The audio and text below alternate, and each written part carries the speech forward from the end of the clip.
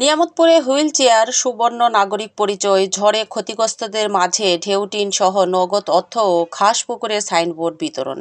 নিয়ামতপুর নওগাঁ প্রতিনিধি। নওগাঁর নিয়ামতপুরে উপজেলায় প্রশাসনের উদ্যোগে প্রতিবন্ধীদের মাঝে হুইল চেয়ার, সুবর্ণ নাগরিকদের পরিচয়পত্র ও খাসপুকুরের সাইনবোর্ড বিতরণ করা হয়েছে। সোমবার 4 মে 2026 সকাল 11টায় উপজেলা চত্বরে আয়োজিত অনুষ্ঠানে সভাপতিত্ব করেন উপজেলা নির্বাহী কর্মকর্তা মোর্শেদা খাতুন।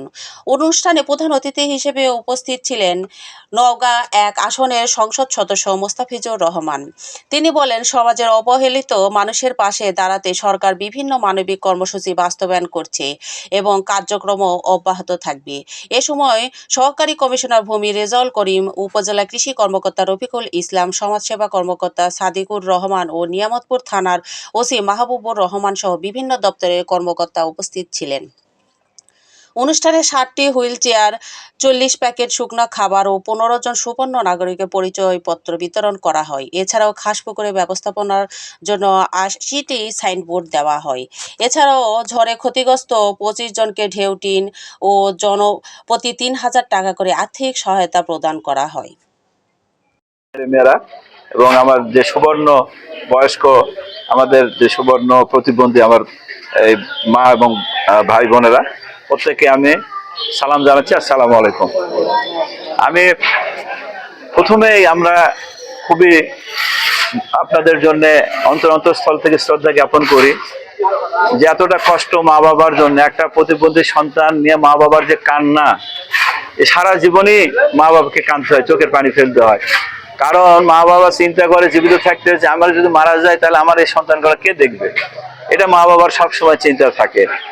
তো এই চিন্তা ভাবনা, মা বাবা মরে গেলেও যেন মারা যাবে, আজ নাহলে কাল যাবে মারা, সবাই যাবো আমরা, তাহলে যেন এই প্রতিবন্ধীরা এরা যেন আমাদের এরা যেন কষ্ট না পায়।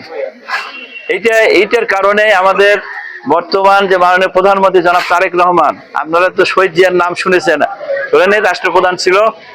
তো সেই শহীদ জিয়ারই সন্তান, শহীদ জিয়া যেমন এইসব মানুষের দুঃখ কষ্ট বুঝতেন, সেরকম আমাদের প্রধানমন্ত্রী তারেক রহমান তিনি ইতিমধ্যেই এই যে বরাদ্দ নতুন করে দিয়ে দিয়েছে প্রতিবন্ধীদের জন্য, হ্যাঁ, যে আবার এই সংখ্যা বাড়ায় দেওয়া হবে।